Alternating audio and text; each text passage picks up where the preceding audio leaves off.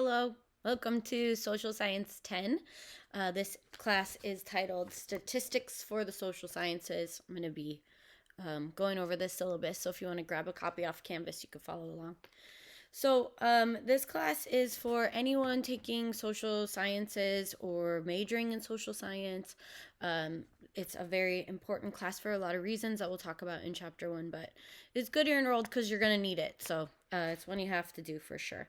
At any rate, my name is Devin Fell. I have a master's degree of science in industrial organizational psychology, which is a very small field in psychology. Not a lot of people have heard of it, but basically, in short, we're kind of like business psychologists. So organizations will contact IO Psychs when they need consulting for a variety of problems in the workplace, people not producing as fast as they used to, whatever it is that they produce, people not hitting sales quotas, morale being low, if a company needs to downsize, which is a nice way of saying fire people, they'll call us IO psychologists, and then we use a bunch of principles that you've learned in your other psychology classes, like classical conditioning, and especially operant conditioning is a big one that we use.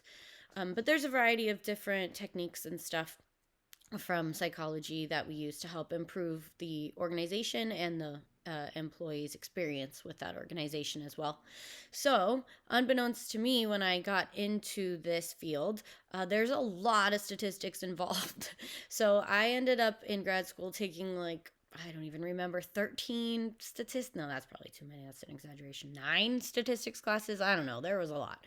And so when I saw that on my, class schedule when I got into grad school, I really freaked out because I'm not a math-minded person naturally. It doesn't come easily for me. I'm strong in other areas like English and writing, and so math was always something I had to work really hard at. And so when I saw all these statistics classes in graduate school, I was freaking out at first. But statistics is like a completely different animal from any other math classes you've ever taken before. So I would encourage you to kind of have an open mind coming into it if you're not a math-minded person. If you are a math-minded person, you're going to do fine. You're going to love it. But if you're like me and you kind of struggle with math, don't worry. You're going to be okay. All right, so personal things about me, because sometimes I tell stories when I teach. I have a husband that I've been with for, we got married in 2006, for a long time. And I also have 2 kids, and so I am currently recording this in my bedroom because I have to hide from the kids to do work. So sorry about that. I don't know where I'm supposed to record, but here I am. Okay, so other things that you should know. If you need to email me, my email address is on the syllabus. I would definitely encourage you to email me regularly and often, any questions that you have. We also have a tutor for this class. We might have 2 actually. But their information is going to be on Canvas, and I encourage you to reach out to them as well. So let's just communicate, and then I can help you through the course. Feel free to contact me. When you do email me, if you could just put Social Science 10 in the subject line. I teach a lot of classes. I teach at Fullerton. I teach at Mount Sac. I teach at Chaffey and San Bernardino. So I teach all over. And so when you email me, if you could just put the class, because I teach multiple classes as well. Psych 1, development, research methods, personal and social adjustment, human sexuality, a bunch. But at any rate, just be clear on which of my classes you're in so I don't waste your time writing back like, who are you? What class are you in? Okay. So if you want to have a longer conversation with me, definitely email me and set up an appointment, and then we can do Canvas chat or Skype or whatever. So for the required text, you do need the Sprint Hall book. It's called Statistical Analysis. It's the 9th edition. So you hopefully can find it for inexpensive if you get a used one. Or you rent one. But if you do rent one, just make sure that the return date is after the final exam, because in this class, you're allowed to use all your materials, including the textbook, on all quizzes and exams. So you're going to want to have that text throughout the whole course. So just check that if you're renting. You're also going to need a basic calculator, and I mean basic. In fact, let me go get mine. Hold on, I'll be right back.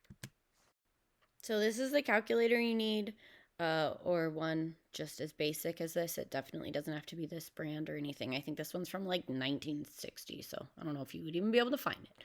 But what I want you to notice about this is that it is very simple. And so we in this class are going to be, how do I put this? Okay, so when we are calculating numbers, we are calculating to the hundredth, so 2 digits after the decimal. So we work with really small numbers. And on basic calculators, there's only like 7 digits after the decimal that will appear.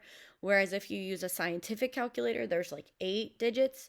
And so what happens is it causes the answers to be rounded differently if you use a basic calculator versus a scientific calculator. And so you need to get a basic calculator that has a square root function. That's all you need to have on it, so that our numbers will end up the same when we round them. So trust me, you can get them at like the dollar store or Amazon or whatever. So get one of those. Also, I don't know how to work a scientific calculator, so if you have problems with that, I can help you. But if you need help pushing the numbers or the square root sign, I can help you on a basic calculator. Okay. So you're also going to need SPSS. I have several ways for you to get it for free on the webs on our Canvas course, and then also if you want to have kind of a version that maybe isn't glitchy or works perfectly, because sometimes the free ones can be a little bit glitchy. If you want to have one that works seamlessly, then I have a link to purchase one for $35 within our course. So check that out when you get inside our course. But whatever you decide in terms of SPSS, which I should tell you is the statistical program that we're going to be using in lab to do our statistics on. So you're going to need that. But once you get inside the course, you can kind of check out what options I have for you and then either go with the free or the $35. So the course description is statistics as applied to the social sciences, including such topics as measurements, frequency distributions, measures of central tendency, variability, the normal distribution curve, correlation, sampling, statistical inference, hypothesis testing, and analysis of variance. So these are some of the terms you're going to be learning this semester. So right now it might seem foreign to you, and that's totally fine. This is the stuff we're going to be talking about all semester long. In terms of attendance and participation, you're required to access Canvas and participate in course activities a minimum of 2 times a week. The days and times that you access our course in Canvas are up to you, but weeks do begin on Sunday and they end on Saturday.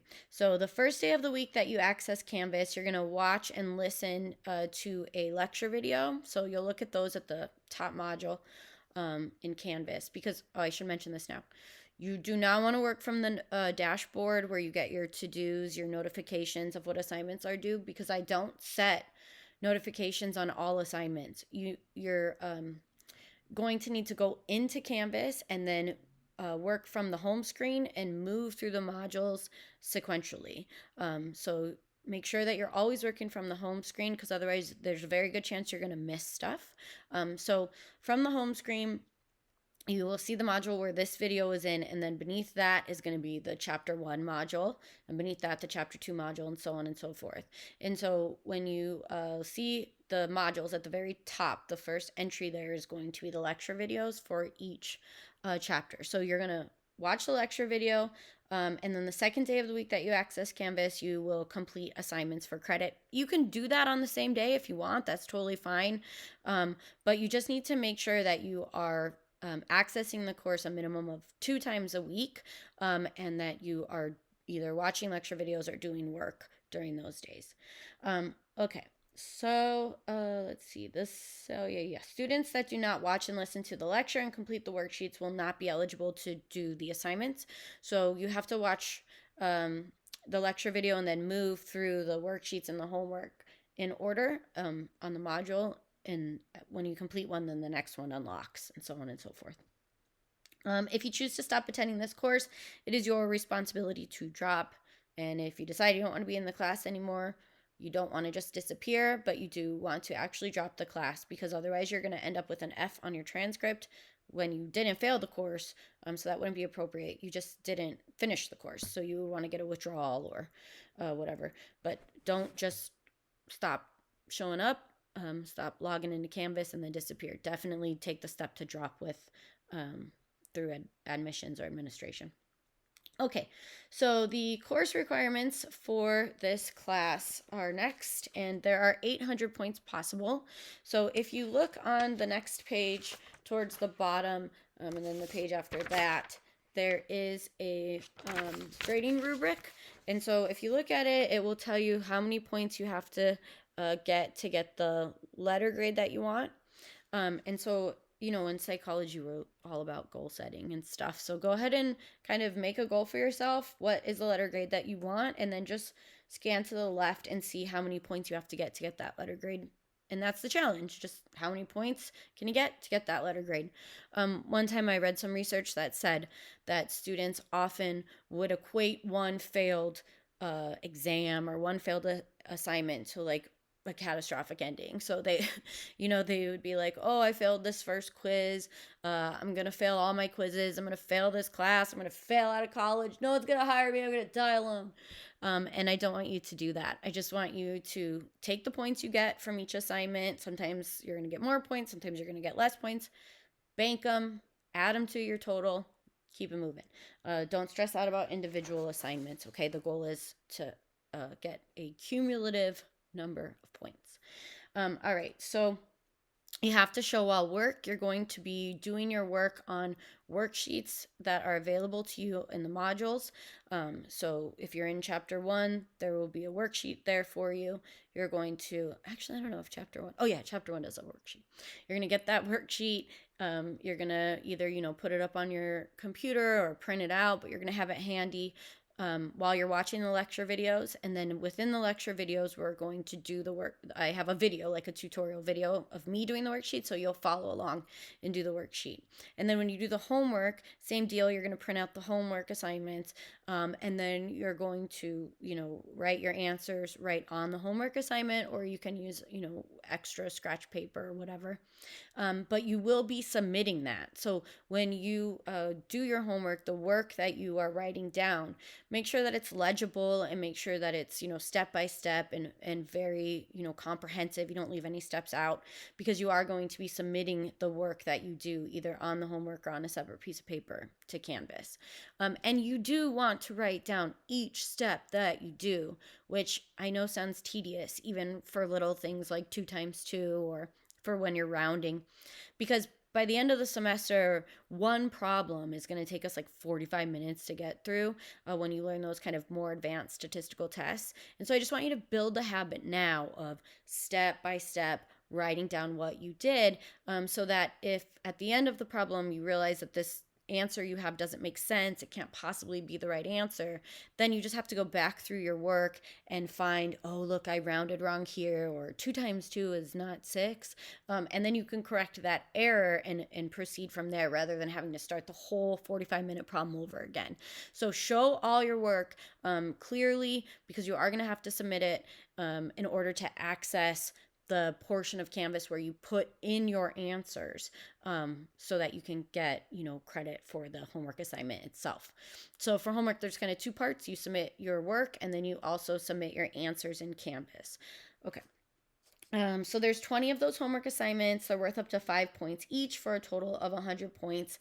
Assignments are posted on Sunday, and they are going to be due on Canvas by Saturday at 11:59 p.m. Of course, you can turn them in anytime earlier. Students will need to show work by submitting handwritten calculations, or they will not receive credit, because they won't have access to the assignment where they put in their scores for credit. Okay, and then for quizzes, there's going to be 6 quizzes throughout the semester. Each quiz is worth 50 points. You can use all course materials. You'll be allowed 1 attempt to complete the quiz. So that means that if you start the quiz and then you're like, oh, I got to go get lunch, let me log out and come back, you can't do it. It'll just submit however many of the questions you finished and leave the rest blank, and that'll be your score. So you can't take a time out while you're taking the quiz. So make sure you set off a block of time where you're able to just sit down and work on the quiz without distraction or having to step away. Let's see. You will be given 3 hours to complete each quiz. Quizzes will be due by 11:59 the Saturday of the week. They're available, but you can turn them in, the Friday of the week or the Monday, whenever you want. So then there's also going to be lab assignments, and this is where you'll need that SPSS software. And so there are 160 points possible with the lab assignments.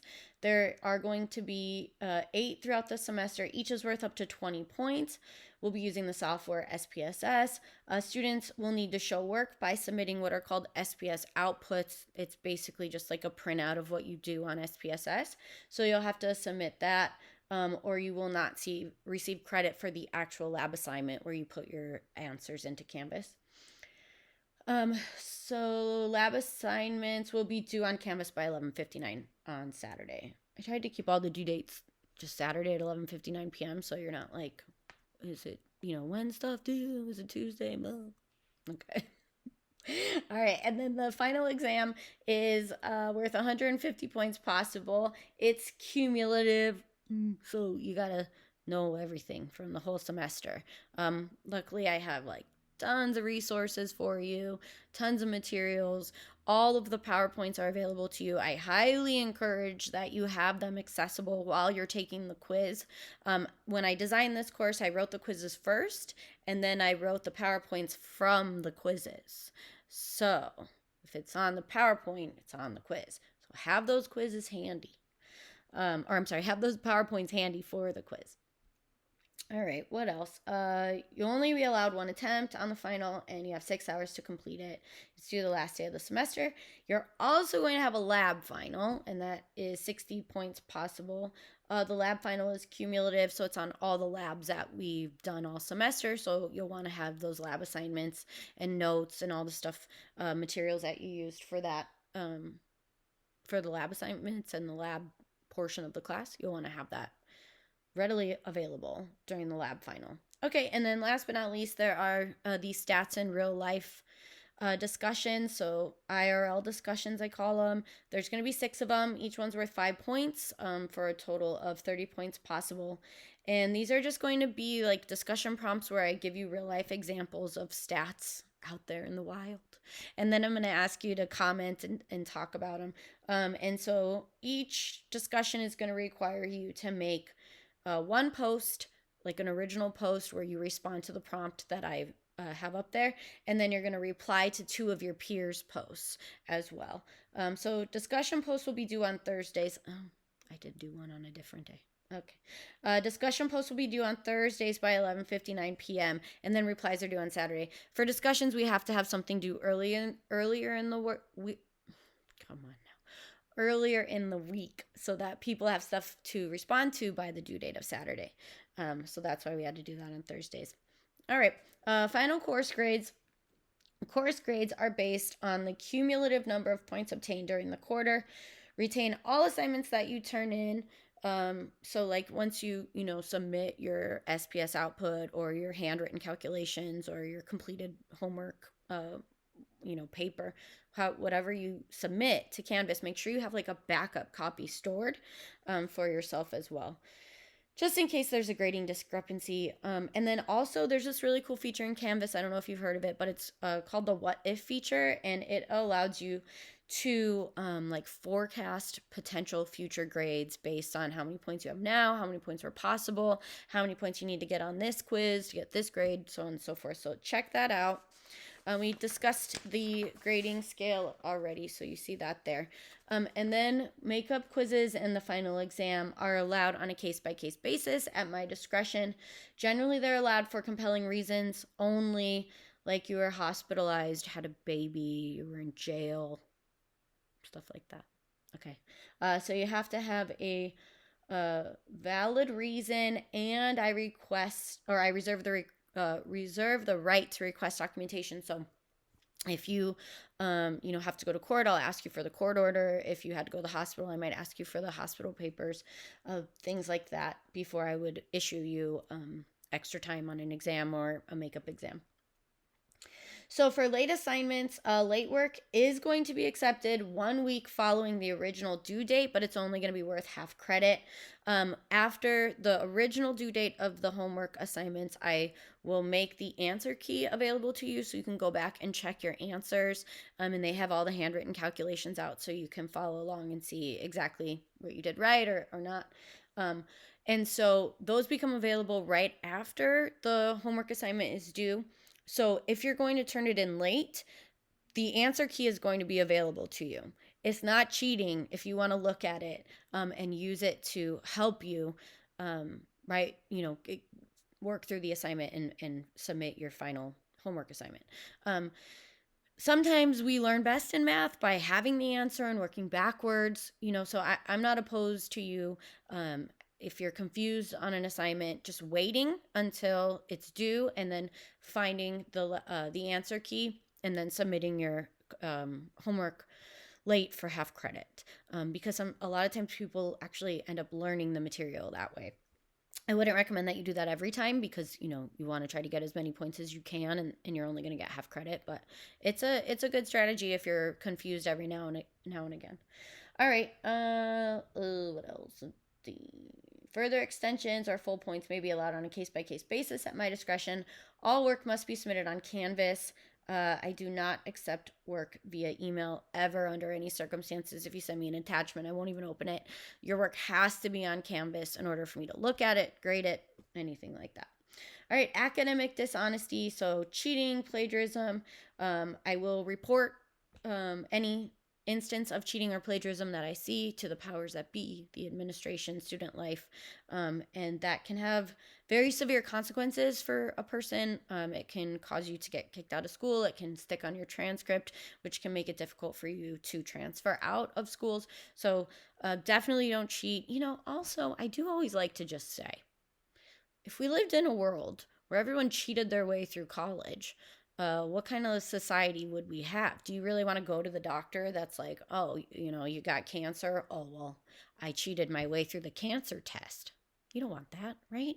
So, let's be positive, contributing members of society and actually learn the stuff instead of trying to cheat. But, it's not normally a problem. You'll be fine. All right. Technical assistance is going to be inside of the Canvas course. I have the FAQ page that I definitely encourage you to look over. It has a lot of assistance with technical issues and other things as well, like that what if grade feature I talked about. And then there is the help forum on our course, and it has the information for the help desk, which is there to help you with computer issues. So if you have a computer issue, call the help desk. Their number is on the syllabus as well, and they have an email. It's on this next page. So definitely reach out to them if you're having any type of issue with Canvas. Also, if I say like an assignment is due this week and then you go to do it and you find that it's locked, let me know, because sometimes I make mistakes when I'm setting up the Canvas course. So if you run into any issues that it seems like is just like a me error, just email me so I can fix it for you real quick. But if it's like an ongoing problem or something, if you don't know how to open a PDF, if you don't know how to edit a PDF and you've looked at the FAQ, then, contact the help desk and they can help you learn how to work Canvas. They can help you learn how to, do anything basically on the computer. So reach out to them. And then also, let's see, we have all of the Chaffee College student support services, like the Success Center, the library, the campus police, student health services, all of that available to you. So reach out to that. What page am I on here? Okay, this one. All right. And then we are on the last page. So disability programs and services. Please contact DPS at the number on the syllabus if you require assistance or special services. And then please also inform me of any accommodations that you require as soon as possible, and I will make those accommodations for you, no problem. But let's just communicate about them. And then respectful behavior. This course requires all students to be tolerant, respectful, and sensitive to others. I'm a psychologist, so I care about people's feelings. Don't want anyone to get their feelings hurt. I don't know. I mean, normally there's not like a lot of controversial stuff talked about in statistics, so it's normally not really a problem. But at any rate, be respectful and sensitive. Inappropriate behavior, including acts of discrimination, inappropriate content or language, otherwise will be addressed and may be reported to administration. And then finally, please come to me with any questions you have throughout this semester. I'm here to help you. I want you to succeed. Like I was saying, I was not originally a stats person. Now I love stats. And if you would have told me that I was going to say that 20 years ago, I wouldn't have believed you for sure. So be open to the idea that it might be a challenge. Well, it will be a challenge, but a fun challenge. You might actually learn to love math if you haven't in the past. So hopefully you will, maybe. So, anyways, come to me if you have any questions. We're going to follow the course calendar pretty strictly. So, definitely be aware of the course calendar and what modules we're covering each week. And then reach out to me if you have any questions. And so, what you're going to want to do now is get started on reviewing the class resources module and then diving into chapter 1. You can also watch the TA welcome video that I put up for you if you want to get to know her, and so she can introduce herself to you. And let's see, what else? I don't know. It's going to be a fun semester. We're going to have a good time. Definitely let me know if you have any questions, comments, concerns. I'm here to help you. I want you to succeed, and so I will see you on Canvas.